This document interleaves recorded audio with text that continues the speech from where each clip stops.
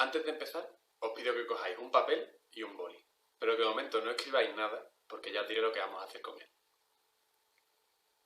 Todos tenemos una historia que empieza antes que nosotros, que empieza con nuestros abuelos, con nuestros padres, incluso en el lugar en el que nacemos. ¿Sabéis quién es Jesús? Pues esta es su historia. La historia de Jesús arranca en el Antiguo Testamento, y por ahí vamos a empezar. Después pasaremos a su vida para entender qué significó lo que hizo. Vamos a recorrer toda su historia, su nacimiento, su vida, su pasión, su muerte y su resurrección. Bueno, pues ahora que ya tenemos todo, vamos a empezar su historia.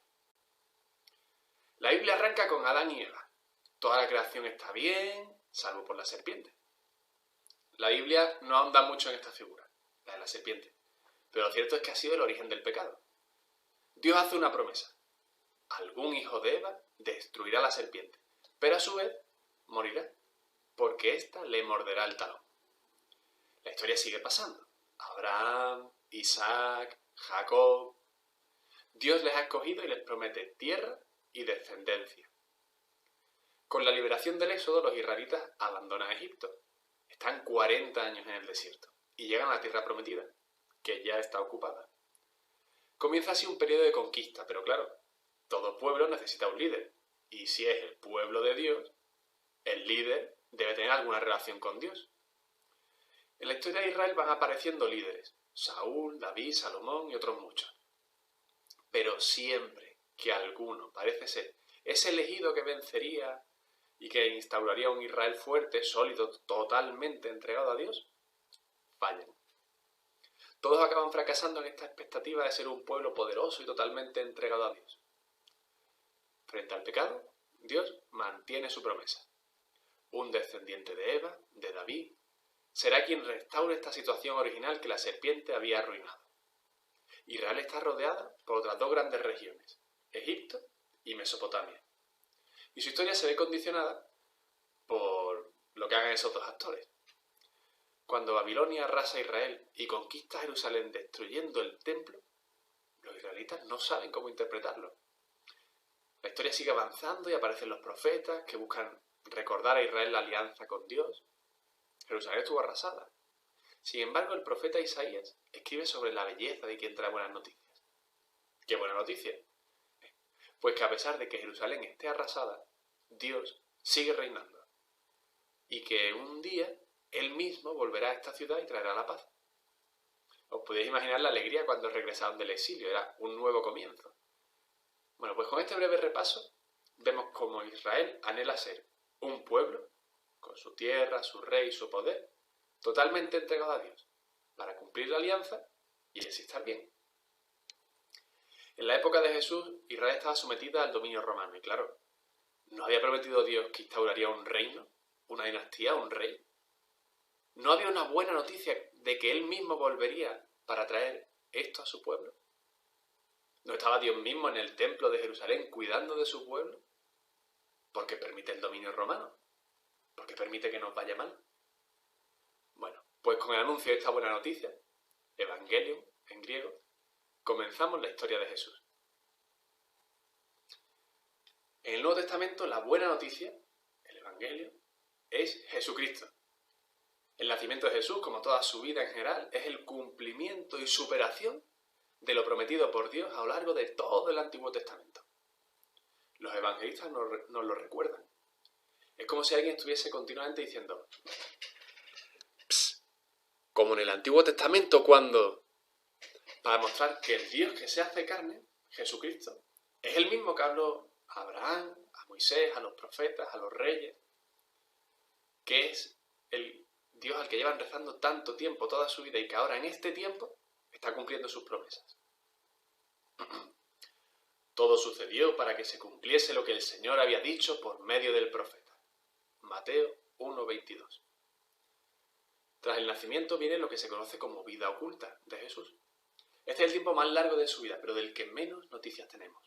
Y cada vez es al que vemos gran parte de la acción futura de Cristo.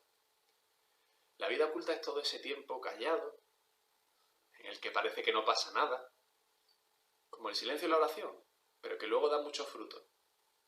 Este tiempo pone de relieve esa callada acción de Dios que es el motor de la historia. silenciosamente, la historia se sigue desarrollando hasta que comienza la vida pública de Jesús, que es el periodo en el que desarrolla su misión. Predica, cura, envía a los discípulos. Cada evangelista hace hincapié en determinadas dimensiones, lo que refleja un itinerario espiritual. Como sería muy largo y confuso ir viendo cada evangelio, voy a centrarme en algunas cuestiones, que son los milagros, la ley y el templo. Y vais a ver cómo estas tres dimensiones se complementan y se explican unas a otras. ¿Tenéis el papel y el boli que os he dicho antes? Vale. Pues ahora lo que os pido es que cojáis el papel y lo dividáis en 3 bloques. De esta manera, con 2 líneas horizontales. Una parte será para los milagros, otra para la ley y otra para el templo. La idea es que escribáis las dudas que os surgen, la impresión que os genere, las relaciones que vayáis viendo entre ellas, repetir una frase que os haya impactado o una idea bíblica que se repite. Como esta charla es un vídeo, pues estas preguntas se las podéis hacer al catequista o a alguien de la parroquia. Y vais a ver cómo todo este tipo de cosas luego os enriquecen mucho en la fe. Muy bien. Pues entonces, dicho esto, empezamos con los milagros, que serían los exorcismos, las sanaciones, las resurrecciones. Todo eso son milagros, acciones sorprendentes, que lo que muestran es la llegada del reino de Dios. Esto quiere decir que allí donde estaba presente el diablo, el dolor, la enfermedad o la muerte, Dios vence. Todas estas señales hay que leerlas de distintos ángulos. Hay que verlas como un hecho concreto para una persona que sufre. Hay que leerlas como un aprendizaje en la fe. Hay que leerla como Jesús actuando y mostrando quién es Él. Y hay que verlas en el conjunto de todas esas para entender su significado. Son como una pincelada dentro de un gran cuadro. Podemos fijarnos en cada una de esas pinceladas, pero si no nos alejamos, no vemos la obra completa. Vale, pues vamos a ver un poquito cada pincelada. Los exorcismos muestran la confrontación entre los espíritus malignos y Jesús. Así, la llegada del reino de Dios supone la eliminación de Satán y de todas sus obras. En otras palabras, donde está Cristo, donde llega el reino de Dios, no puede estar el diablo. Por otro lado, las curaciones son una continuación de los exorcismos, porque la concepción judía es que enfermedad y pecado van de la mano. Al pasar vi un hombre ciego de nacimiento. Los discípulos le preguntaron: Rabí, ¿quién pecó para que naciera ciego? Juan 9, 1, 2. Estas sanaciones hay que leerlas también como enseñanzas de fe. No es raro que los evangelistas elijan los enfermos y las dolencias oportunas para dar una enseñanza espiritual. Por ejemplo, el ciego Bartimeo, cuando ya se están acercando a Jerusalén, al instante recobró la vista y lo seguía por el camino. ¿Qué más sabemos de esto? Pues lo cierto es que hay una enorme cantidad de testimonios, tanto bíblicos como extrabíblicos, de este tipo de acciones de Jesús, lo cual es una prueba de que Jesús, entre sus contemporáneos, tenía fama de sanador y de exorcista. Como esto nos queda muy lejano, no somos muy capaces de ver la diferencia entre Jesús y el resto de exorcistas y curanderos, porque en nuestra época ya, por lo menos aquí en España, casi no hay. Destaquemos algunas. Jesús no usa fórmulas o herramientas, cosas muy típicas de los exorcistas de la época y los curanderos, sino que Él mismo, con su palabra, provoca ese exorcismo o esa curación. O a lo mejor con un toque leve, pero siempre con, digamos, Él mismo, con su cuerpo, con su palabra. No necesita ni de unos huesos, ni de unos ritos especiales. Lo hace con su propia autoridad. Y este es un elemento muy importante, porque se está mostrando cómo es Dios hecho hombre. A nosotros a lo mejor nos pasa desapercibido, pero sería como si el médico, tú vas al médico, te duele algo, y ahora el médico te dice, ¿vale? Tú le explicas dónde te duele y te dice, quiero que te cures. Y cuando te toque el hombro, te vas a curar. Te toca el hombro y tú te curas. ¿Cómo es posible? ¿Cuál es la explicación? Los tejidos, los órganos, qué principios químicos, las células. Y el médico te dice, no, tú te has curado porque yo he querido. por ningún otro motivo, porque yo he querido. Bueno, pues esa es la autoridad que tiene Jesús. Y eso nos muestra quién es Él. Que es una persona excepcional, es Dios hecho hombre. Cerramos con las resurrecciones y los milagros. ¿Son las resurrecciones, por ejemplo, la de Lázaro, igual que la de Jesús? No. Se dice que Jesús resucita a 3 personas. La hija de Jairo, la hija de la viuda de Naín y a Lázaro. Sin embargo, todas esas personas estaban en la vida, mueren, y Jesús los devuelve a la vida. Pero en algún día morirían. Es decir, tú ahora vas a Israel y no te vas a encontrar con Lázaro. Lázaro volvió a morir. Sin embargo, no es esa resurrección de Jesús. Ya lo veremos más adelante. Porque Jesús no es pasar de la vida a la muerte otra vez a la vida, sino pasar a una cosa distinta. Por último, los milagros relacionados con la naturaleza, como andar sobre el agua, detener una tormenta, son los mismos, pero actuando sobre la naturaleza. Pensar de nuevo en el cambio de mentalidad. Nosotros nos preguntamos, ¿cómo es posible esto? ¿Qué pasó? ¿Cómo es posible? Pero las narraciones y en la mentalidad de época lo importante era quién lo hacía. ¿Quién? De hecho, tras este tipo de actuación, lo normal es que los evangelios pues cierren la cena poniendo en boca de los asistentes ¿quién es este? Por ejemplo, Mateo 8:27. Los hombres decían asombrados, ¿quién es este? Que hasta los vientos y el lago le obedecen. O Marcos 1:27. ¿Qué es esto? Manda a los espíritus inmundos y le obedecen. Pasamos ahora a la segunda franja, a la franja de la ley. Bueno, pues la ley es fruto de la alianza. Son los términos de ese pacto. Siguiendo estas normas, Israel sigue la voluntad de Dios. Todo el Antiguo Testamento trata de luchar contra la idolatría, contra la traición de ese pacto, contra la ruptura de esas leyes. Los profetas lo que buscan es recordar al pueblo esa alianza que Dios tiene con ellos y llevar esa ley a plenitud. Bueno, pues que Jesús lleve la ley a plenitud da a entender que de alguna forma, sin Él, sin Jesús, está incompleta. A nosotros ya nos puede parecer de poca importancia, porque somos cristianos y ha pasado muchísimo tiempo. Pero en ese momento era importantísimo. Porque Jesús se ponía por encima de lo que había sido el vínculo entre Israel y Dios. La ley además asegura la santidad y la pureza. Nosotros muchas veces pensamos en la santidad como qué buenísima era esta persona, tiene una moral perfecta. Pero la santidad va más allá, es distinta. Mira, pensad en la santidad de Dios como el sol. Es única, es poderosa, mantiene la vida en la tierra, nos da calor. Pero, ¿qué pasaría si tú te acercases mucho al sol? Te quemarías, ¿no? Muy bien. Pues cuanto más nos acercamos, más calor notamos. Pero acercarnos demasiado puede ser peligroso.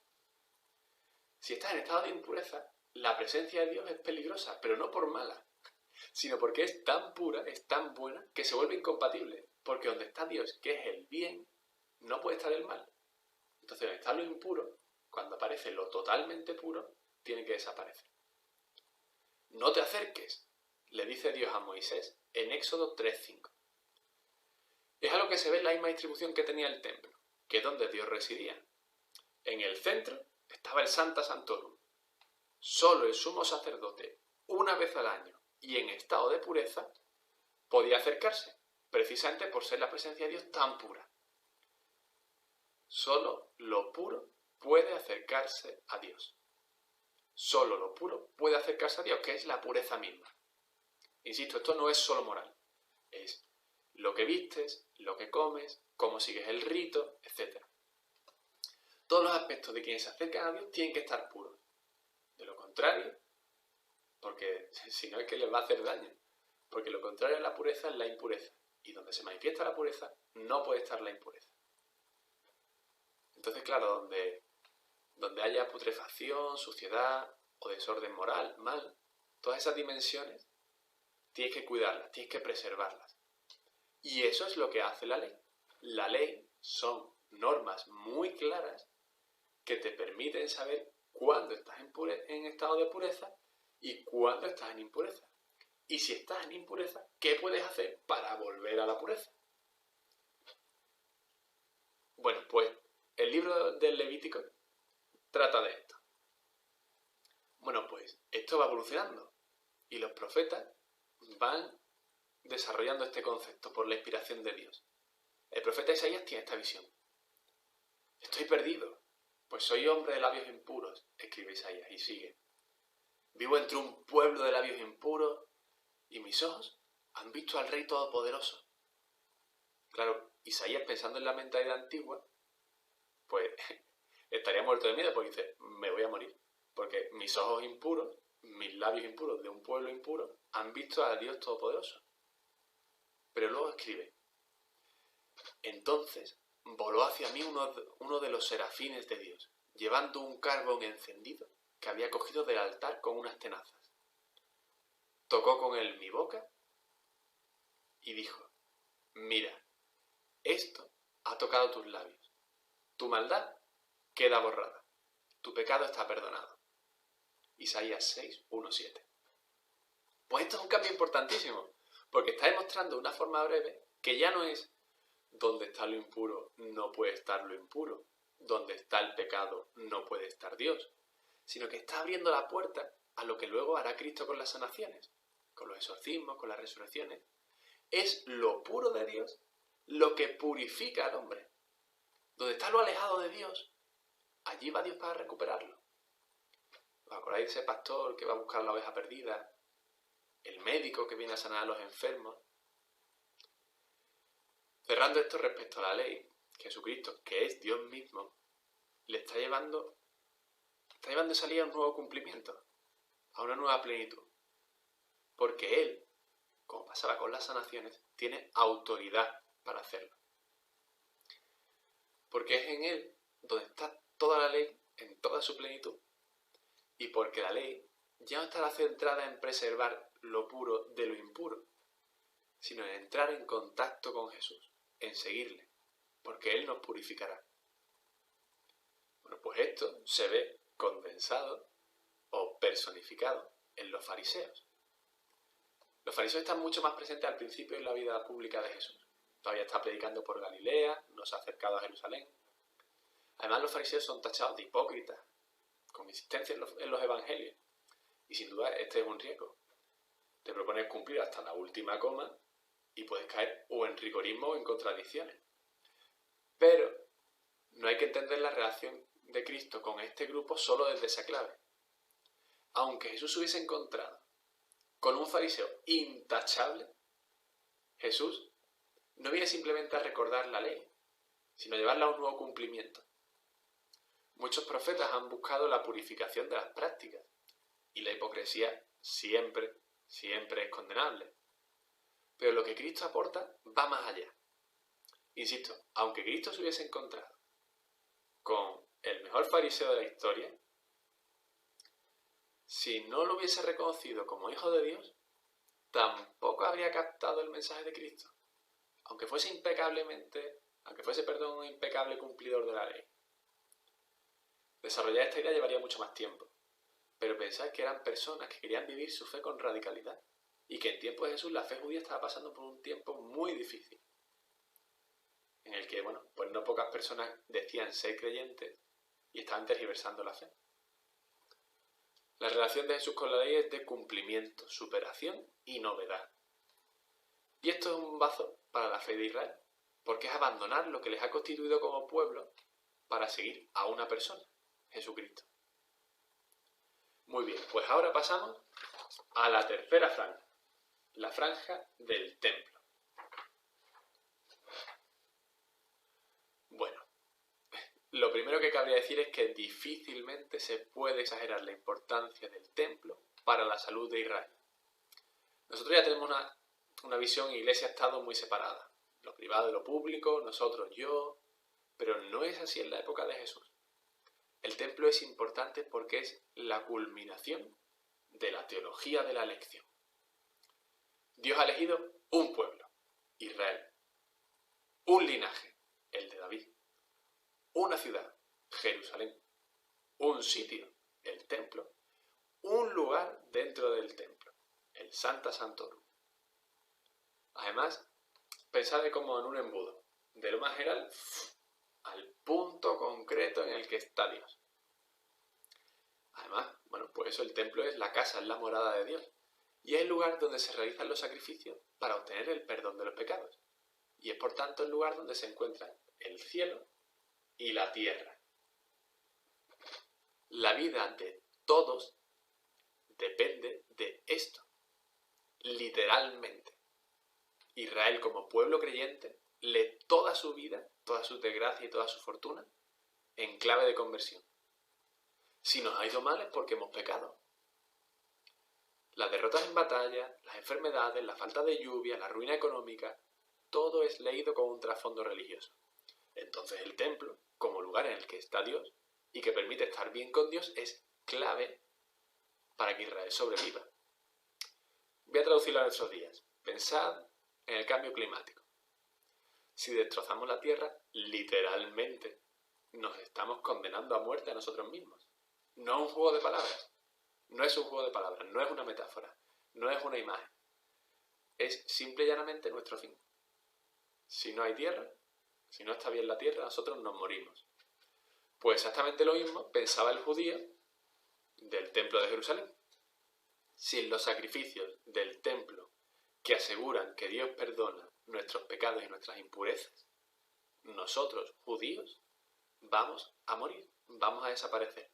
Nos van a invadir, vendrá una plaga, vendrá una enfermedad, no lloverá, nuestro ganado morirá, no tendremos hijos, algo pasará, pero si estamos mal con Dios, nos va a ir muy mal.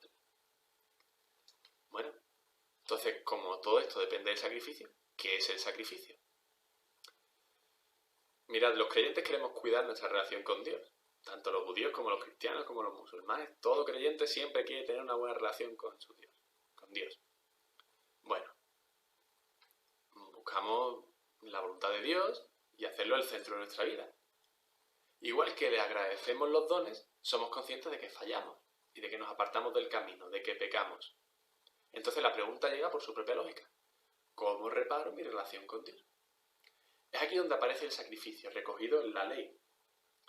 Antes que nada hay que decir que el sacrificio aparece tanto en la acción de gracias como en la petición de perdón.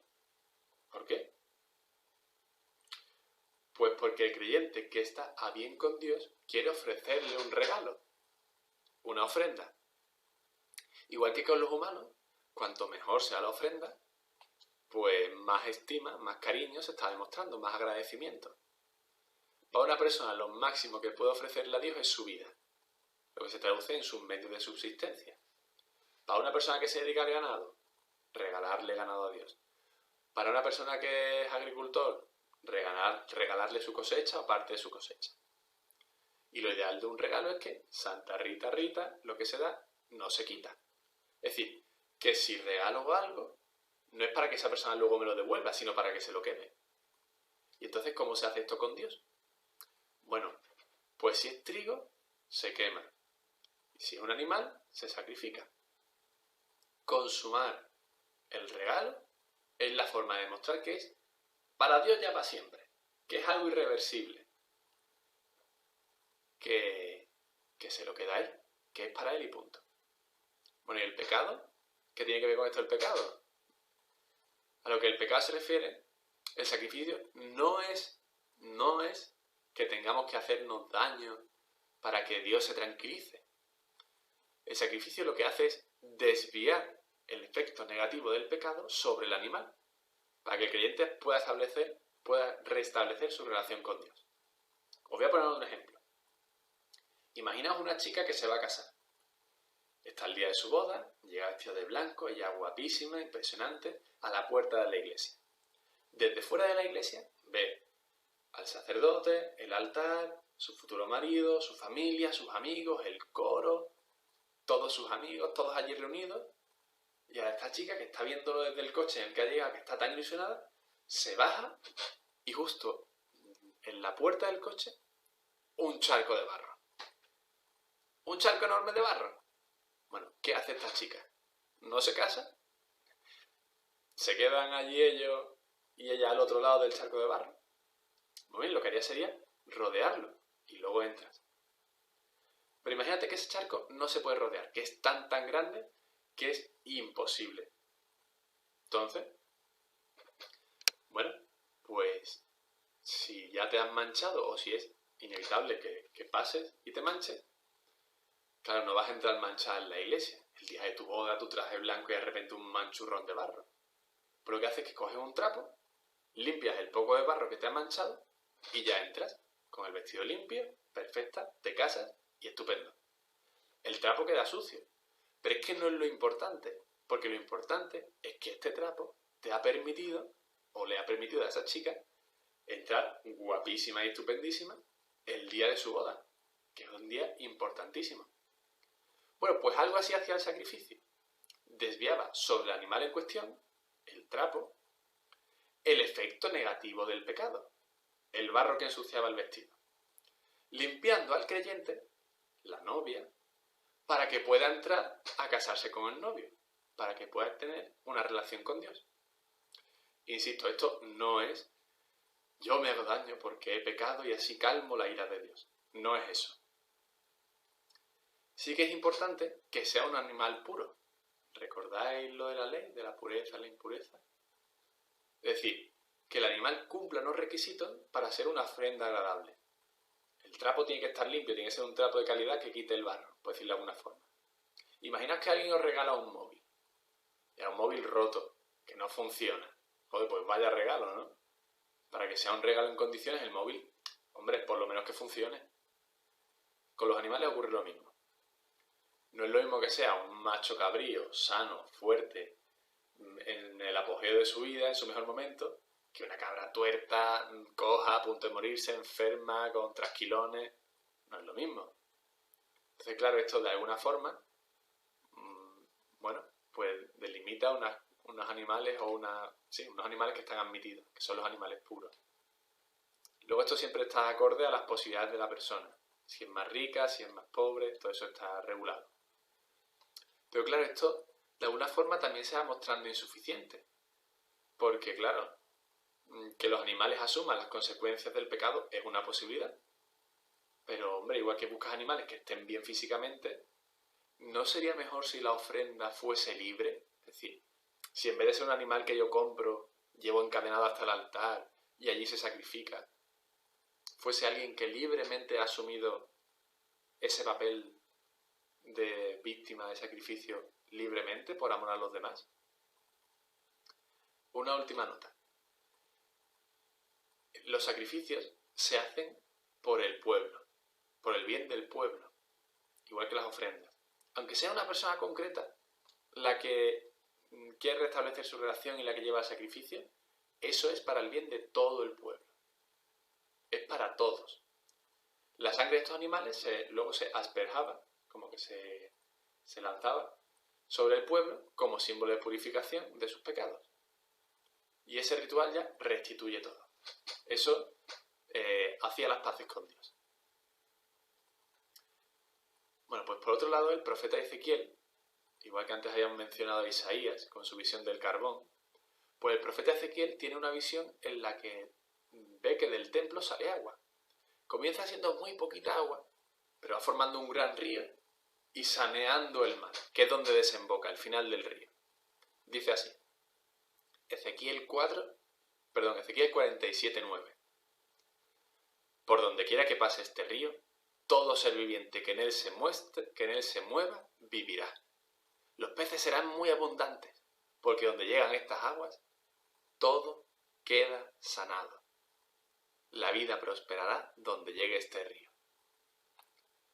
Igual que en Isaías, esta profecía muestra una novedad. Sigue estando el templo, pero ahora no es tanto lo que se hace en él, sino lo que sale de él. No es sangre, es agua. Agua que sana lo que toca, hace que crezcan árboles. En el libro de Ezequiel habla de unos bosques muy espesos, hace que los animales beban en él, que la vida florezca y acaba sanándolo todo. Restituye el estado original de la creación. El grupo en el que esto se cristaliza, igual que estaban los fariseos con la ley, están los sacerdotes con el templo. Y este grupo va apareciendo conforme Jesús se acerca a Jerusalén. Es normal, el templo está en Jerusalén, ¿dónde van a estar los sacerdotes? En Jerusalén. Que Jesús se enfrente a quienes tenían la misión de asegurar los sacrificios en el templo es un desafío enorme a toda la religión judía. Especialmente para los que entendían que el vínculo que les hace estar bien, insisto, religiosamente, socialmente, económicamente, vitalmente, en todos los aspectos, es el sacrificio, porque es lo que les hace estar bien con Dios. Claro, pues cuestionar el sacrificio del templo es... O sea, a esta gente le suena como que Jesús le está deseando la ruina, porque él entiende que eso ya no sirve.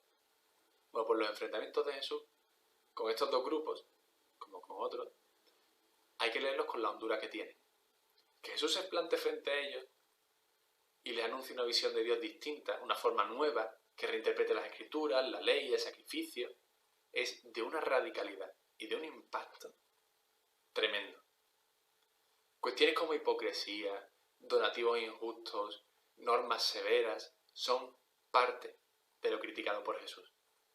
Pero el mensaje central de Jesús abarca también la novedad, no es solo la crítica, es que está llevando todo esto a una dimensión totalmente nueva en la que Él ocupa un lugar central. Y claro, para estas personas supone cuestionar los pilares de su fe. Muy bien, pues con todo lo dicho, vale, cogéis las tres franjas, lo que hayáis pensado, y echarle un vistazo. Si queréis ahora, parad el vídeo y lo que hacéis es reflexionar un poquito sobre lo que habéis escrito. Ver si tiene alguna relación, qué ideas os surgen, de alguna forma. Bueno, ¿qué notas sacáis?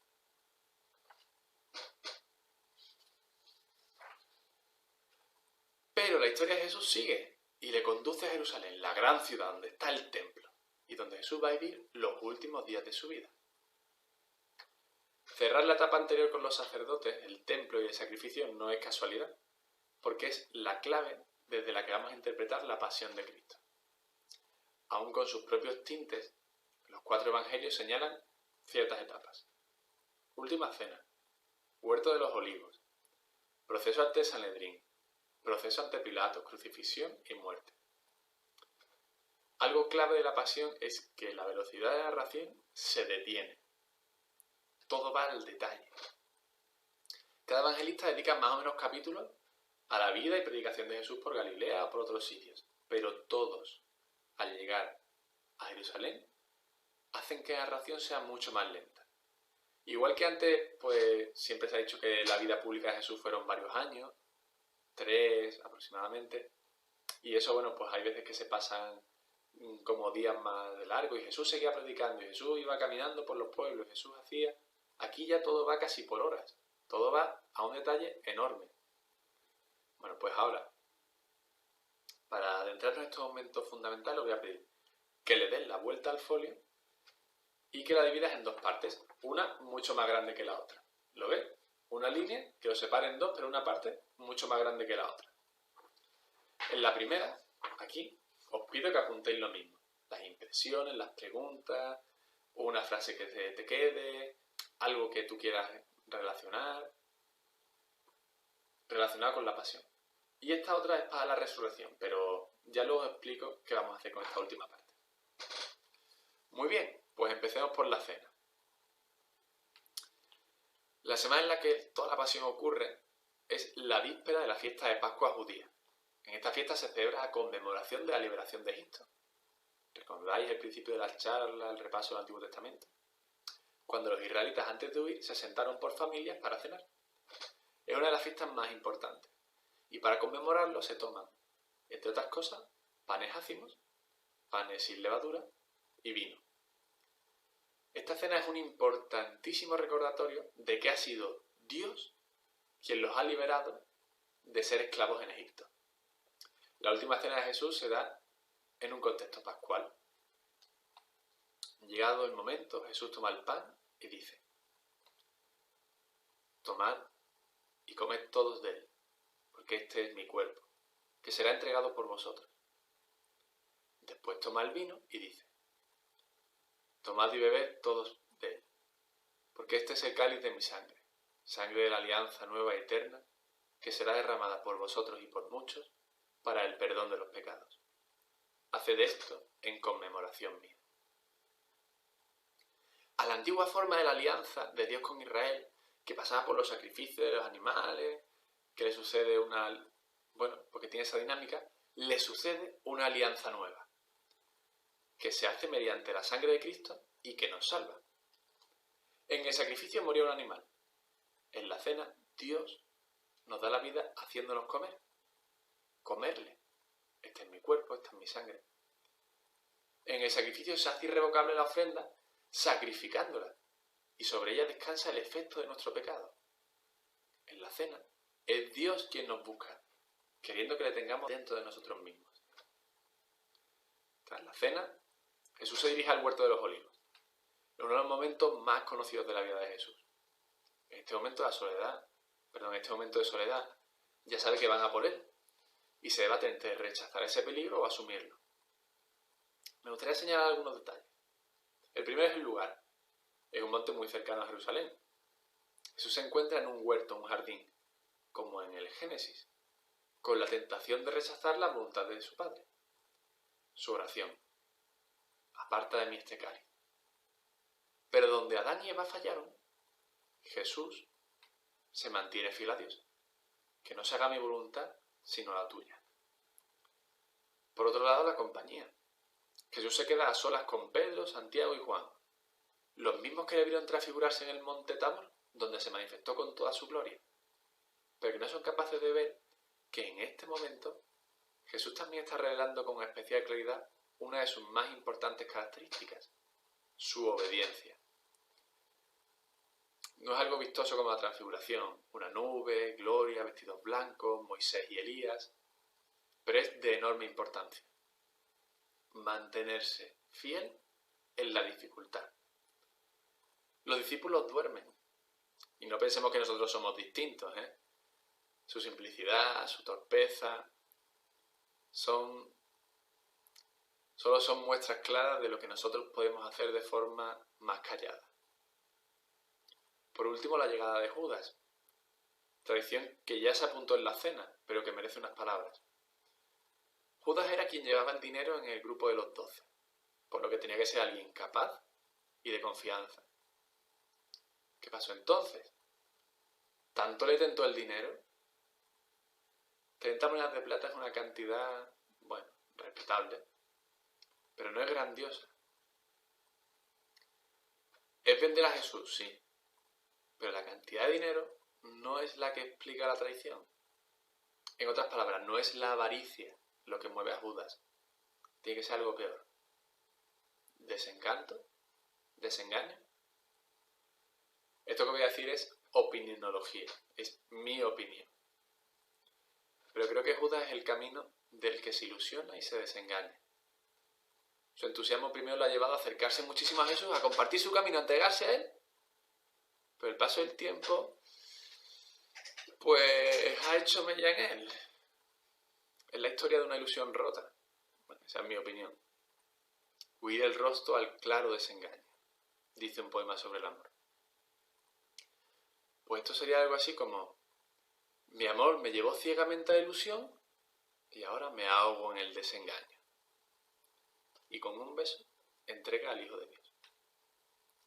Con el arresto de Jesús, toda la acción empieza una marcha que ya es imparable. Jesús cada vez va a tener un protagonismo más pasivo. Está en el centro de todo, pero es quien menos hace.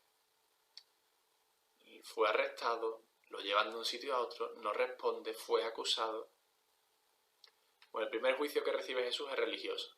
El Sanedrín es un tribunal religioso formado por sacerdotes y presididos por el sumo sacerdote. Se centraba en cuestiones religiosas, pudiendo emitir condenas, pero sin llegar a condenar a muerte, porque eso solo lo puede hacer un tribunal romano. Cuando el proceso religioso tiene claro que quiere acabar con Jesús, lleva a este ante Pilatos, porque saben que es la única forma de conseguir su muerte. Como esta parte también es muy conocida, quiero centrarme en algunos detalles. Lo primero es que el derecho penal antiguo, a diferencia del nuestro, Era consciente de que generalmente no tenía medios para mantener el orden público que quiere proteger, por lo que la brutalidad busca servir de aviso para que cualquier persona que piense hacer algo se fije en el acusado, le dé miedo y no lo haga. Además, solía ser un derecho penal ascendente, es decir, el daño que se le hacía al acusado iba siendo cada vez mayor, hasta llegar a la muerte, si era el caso, para conseguir que esa persona confiese, claudique, se arrepienta. Actualmente, nuestro derecho penal suele ser, digamos, descendente. Te condenan a una serie de años y por buena conducta, por hacer ciertos servicios, pues se te va reduciendo. Pondré un ejemplo. ¿Rechaza la autoridad romana? Te encarcelan. ¿Que sigues sin reconocerla? Te flagelan. ¿Que aún así no la reconoces? Te torturan. ¿Que ni por esas? Pues ya te ejecutan. El proceso ante Pilato tiene que entenderse también desde ahí. Él espera que un escarmiento de ese nivel sirva para aplacar la sed de sangre de los judíos, pero no. Jesús además es presentado con atributos de rey: corona de espinas, capa, el manto y cetro, la caña. ¿Recordáis la promesa de Dios de un líder, un rey que crearía un Israel fuerte y fiel? Pues aquí está. Además, otro elemento importantísimo. Ellos gritaron: ¡afuera, afuera, crucifícalo! Les dice Pilato: ¿voy a crucificar a vuestro rey? Los sumos sacerdotes contestaron: no tenemos más rey que el César. Juan 19:15. ¿Recordáis aquello de ser un pueblo que quiere ser fiel a Dios, que no le traiciona, que su líder tiene que tener una vinculación especial con su Dios? Pues aquí está. No tenemos más rey que el César. Con la condena de Pilato llegamos a la crucifixión. No hay suceso en la historia que haya sido más representado en cuadros, en poemas, en canciones. La cruz es tan antigua como nueva. Era un castigo que no se podía infligir a ciudadanos romanos y que solía estar reservado a esclavos. Igual que su nacimiento, la muerte de Jesús le pone a la altura de los más olvidados. La crucifixión supone su muerte. Es un momento en el que los evangelios se detienen. Se describe quiénes estaban: algunos romanos, algunos enemigos, unas pocas mujeres y el discípulo amado. Se describen sucesos: el cielo nublado, temblor de la tierra. Los elementos dan cuenta de la muerte de Cristo. Detengámonos ahora todavía más en dos detalles. El velo del templo se rasga y el agua que sale del costado de Cristo. En el templo, en aquella zona llamada el Sancta Sanctorum, ¿os acordáis que era la elección de un pueblo, una dinastía, una ciudad, un templo, un lugar en el templo? Pues justo en ese sitio que se llama Sancta Sanctorum había un enorme velo. Dice el libro del Éxodo: harás un velo de lino trenzado, púrpura, violeta, escarlata y carmesí, con querubines artísticamente bordados. El velo servirá para separar el lugar santo del lugar santísimo. Este velo es una separación. ¿Recordáis aquello de no te acerques, de la pureza, de ser impuro, de pasar de ser impuro a puro? Pues para eso servía ese velo, para separar. La ruptura del velo, a la vez que muere Cristo, muestra que Cristo, con su pasión, hace que Dios sea accesible a todos. Solo Cristo, que es Dios encarnado, puede hacer esto. Por eso los evangelistas especifican todavía más. El velo del santuario se rasgó en dos: de arriba a abajo. De Dios, que toma iniciativa, a nosotros. Bueno, pues eso hace que Cristo sea el que rompe ese velo, de alguna manera. Los evangelistas detallan todavía más lo que ocurre en esos instantes. Un soldado le abrió el costado de una lanzada y al punto brotó sangre y agua. Juan 19:34. ¿Recordáis la visión de Ezequiel del templo, que salía agua, que iba a empezar siendo poquita y luego cada vez más? La visión lo que quería decir es que la salvación saldría del templo. No es que se concentre en el templo, sino que iba a salir de él al mundo. Y Cristo, como Dios hecho hombre, que es el verdadero templo, porque es donde realmente reside Dios, con esta agua que sale nos está diciendo lo mismo. Pero esta vez no con una profecía, no con una palabra, sino con su cuerpo. Con todo lo que hemos dicho de la antigua alianza, del templo, del sacrificio, de la nueva alianza por Cristo, de la cena, de la crucifixión, del velo, ¿entendéis ahora mejor aquello que se dice en misa de Cordero de Dios que quitas el pecado del mundo? Esa expiación, ese sacrificio que es radicalmente distinto y mejor que el que puede resultar de un sacrificio animal, se hace una sola vez y es definitiva. Cristo no vino a ser servido, sino a servir y a dar su vida como rescate por todos. Marcos 10:45. Con todo este significado lo que tenemos es un Jesús muerto. Padre, en tus manos encomiendo mi espíritu. Lucas 23:46. Pero no cambia nada. Sigue siendo un muerto. Con el final de la pasión llegamos al mismo punto que antes. Ahora es el momento de que repaséis lo que habéis escrito. De esa parte grande del folio que habéis escrito aquí. Si queréis parar del vídeo y echarle un vistazo a lo que habéis escrito.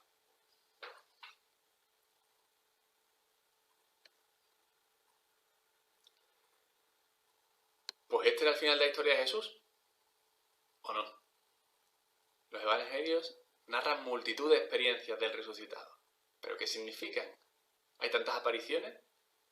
Bueno, pues solo quiero señalar algunas notas concretas y señalar algunas mentalidades respecto de la resurrección. Eso es para escribir en la parte de abajo, en la parte pequeña. Alguna nota, pero dejarle espacio. Las notas comunes son: es un suceso inesperado. Esto no es una forma de hablar, la resurrección sorprendió a todo el mundo. Que a nosotros se nos pueda hacer rara, puede ser la puerta para encontrarnos con ella de frente. El Jesús crucificado, el Jesús que muere, es el Cristo resucitado. Ved que soy el mismo. Lucas 24:39. La resurrección propicia encuentros con personas concretas. Todo en la fe busca a la persona concreta, no a la idea que se queda en el aire. La resurrección aporta claridad. Es un encuentro que hace ver las cosas antiguas de forma nueva. No las cambia, las reorienta. Pensemos que el resucitado acompaña explicando las Escrituras a los discípulos de Emaús y que lleva las marcas de la crucifixión. No es no ha pasado nada, es ha pasado algo muy importante y Dios ha continuado actuando. La cruz no es el final. La resurrección infunde consuelo y esperanza en quienes vivían derrotados. ¿No ardía nuestro corazón? Lucas 24:32.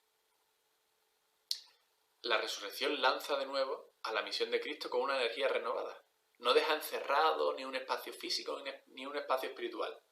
Abre a los demás la vivencia.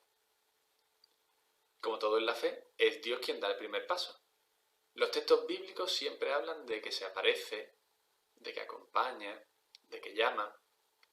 Cristo resucitado es quien busca. Al creyente se le aparece, se lo encuentra. No es algo que dependa de nosotros. Genera promesa. Cristo no ha resucitado y con eso se acaba la película. Muestra que es Señor de la vida y de la muerte y que nos sigue acompañando. Yo estaré con vosotros siempre hasta el final del mundo. Marcos 28:20. Perdón, Mateo 28:20. Retoma el pan y el vino. La cena, bisagra entre su vida y su muerte, es ahora la continuadora de la resurrección. Es con el pan y el vino como reconocen al resucitado que los acompaña. Y en el futuro será ahí donde lo encuentren, en el pan y el vino. La Biblia lo afirma. Los testigos de antemano elegidos por Dios, a nosotros que comimos y vivimos con Él después de resucitado de entre los muertos. Hechos 10, 40-41. Cerremos la resurrección dando carpetazo a un par de mentalidades equivocadas. La primera mentalidad equivocada respecto a la resurrección es una visión, una mentalidad biologicista. La resurrección es un muerto que se levanta. Lo ven los discípulos y cualquiera que esté allí. Es un muerto que se levanta. Bueno, pues el resucitado no es simple materia. No es como nosotros, simple materia. De hecho, los evangelios que fueron escritos en griego dejan de utilizar la palabra bios, que es vida en un sentido externo, material, relaciones externas, para usar la palabra zoe, que significa vida de salvación, vida divina. El padre Manuel Carreira, que es un sacerdote y astrofísico jesuita, decía que, para que nos sirva de ejemplo, nosotros somos materia, somos un cuerpo, y en él hay energía. Por la energía se mueve el cuerpo, y donde está el cuerpo, está la energía. Pues sería como si invirtiésemos esa relación. La energía es la que hace surgir el cuerpo. El resucitado vive en espíritu, en la forma divina. La segunda mentalidad equivocada sería, bueno, vale, esto es una forma de hablar, en verdad es el recuerdo de Jesús lo que estas personas tienen. Es como cuando yo digo que mi abuela sigue viva en mi corazón, ¿no?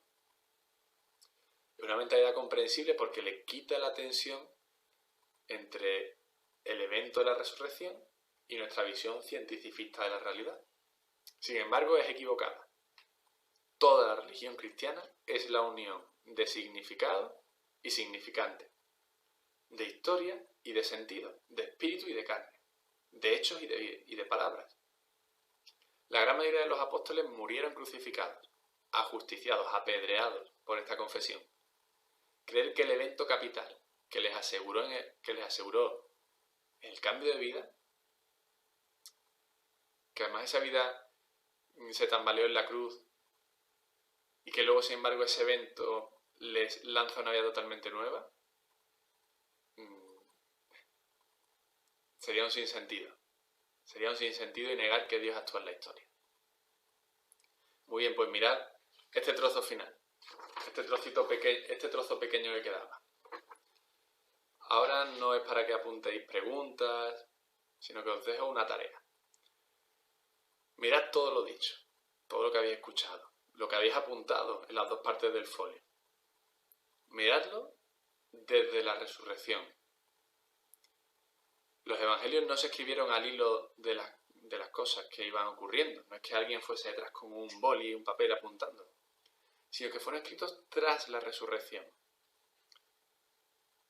Y claro, esa luz que proyecta la resurrección hace que todo se pueda ver desde su verdadero alcance. Pensad que hemos ido colocando objetos en una superficie y que la resurrección es la luz que nos va a permitir verlos de una forma nueva. Si queréis ahora, podéis parar el vídeo y hacerlo, o si queréis cuando acabe la charla, os ponéis a ello. Bueno, pues esta es la historia de Jesús. Una historia que comenzó antes de su llegada aquí a la tierra y que es el cumplimiento de la promesa. Una historia que lleva a la plenitud de la ley. Que lleva a la plenitud, el templo, que supera el sufrimiento. Una historia que pasa por una cena y sigue por una cruz. Una historia que no ha terminado. La pregunta del principio sigue sin responderse. Bueno, ¿quién es Jesús? Pues es el Hijo de Dios que me amó y se entregó por mí. Lucharon vida y muerte en singular batalla, y muerto el que es la vida, triunfante se levanta. Cordero sin pecado que a las ovejas salva, a Dios y a los culpables unió con nueva alianza. Resucitó de veras mi amor y mi esperanza, para que así podamos decir, mi alma se ha empleado, y todo mi caudal en su servicio. Ya no guardo ganado, ni ya tengo otro oficio, que solo el amar es mi ejercicio. Muchas gracias. Me dejan muchísimas cosas por mencionar. El bautismo de Jesús, sus parábolas, sus oraciones, la expulsión de los mercaderes del templo, cómo seguir los discípulos tras la resurrección. Quedan otras muchas cosas que hizo Jesús. Si quisiéramos escribirlas una por una, pienso que los libros de escritos no cabrían en el mundo, dice Juan al final de su evangelio. Y es verdad. Intentar tratar todos los aspectos de la vida de Jesús nos llevaría infinidad de vidas. De la misma forma que esta aproximación que yo hago es una determinada, un determinado enfoque, caben otros. Bueno, pues para terminar, ahora te lanzo otra vez la pregunta a ti. Jesús, ¿tú quién dirías? ¿Quién es Jesús? Muchas gracias.